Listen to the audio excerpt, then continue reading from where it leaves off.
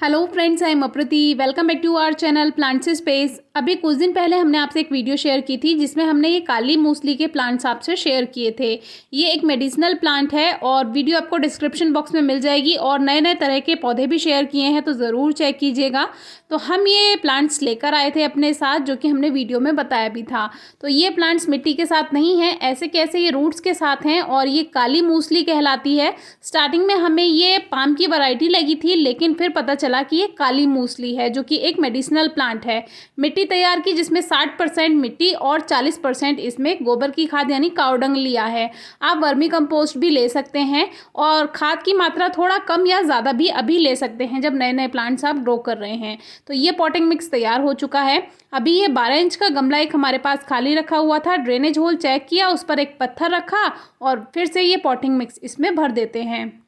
Potting mix भरने के बाद बीच में एक लेयर हम कावडंग यानी गोबर की खाद की भी बना देते हैं। इससे क्या होता है, प्लांट्स की रूट्स जब फैलना शुरू होती हैं तो नीचे जाकर मिट्टी में उसको खाद भी मिल जाता है। वैसे तो ये पॉटिंग मिक्स ही है, उसमें खाद ऑलरेडी मिलाया हुआ है, लेकिन जो ये बीच में एक लेयर हम बना देते हैं खाद की, इससे प्लांट्स को थोड़ा एक्स्ट्रा न्यूट्रिशन मिल जाता है।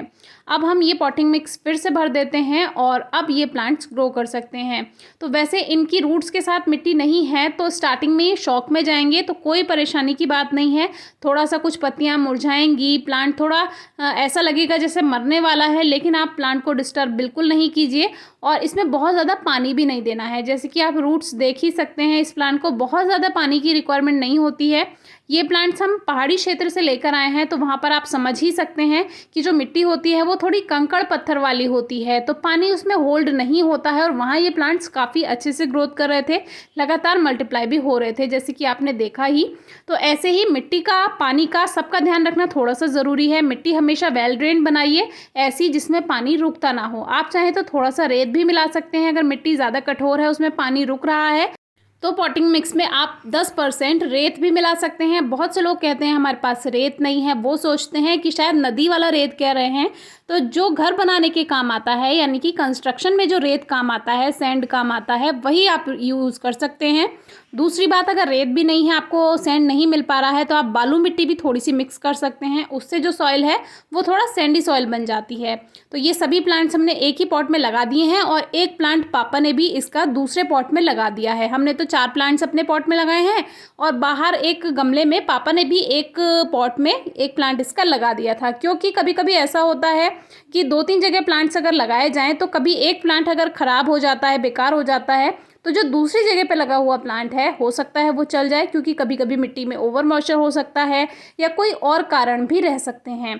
तो अभी इन प्लांट्स की रूट्स के साथ मिट्टी नहीं थी, तो इनको लगाने के बाद पहले अच्छे से वाटरिंग कर देंगे और फिर लगभग 4 से 5 दिन के लिए हम इसको धूप में नहीं रखेंगे, थोड़ी छायादार जगह पर रखेंगे, शेडी एरिया में।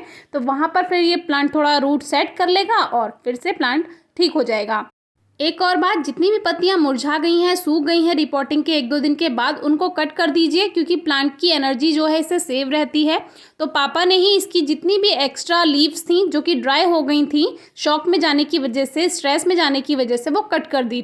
और अब आप देख सकते हैं कि चारों ही प्लांट्स ग्रीन हैं, यानी कि हमारा जो प्लांट है वो चारों प्लांट्स ठीक हैं। थोड़ा सा स्ट्रेस में गए थे, पत्तियां ब्राउन हो गई थी, उनको कट कर दिया। बाकी अब जिसमें न्यू शूट्स आएंगी वो अच्छी आएंगी।